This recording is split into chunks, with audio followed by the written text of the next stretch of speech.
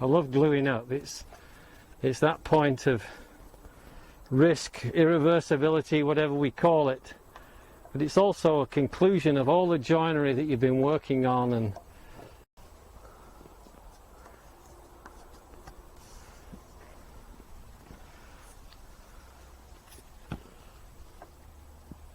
take care not to get it on. I got a bit close there to my tenon, but okay. And then just the inside rim on the top one,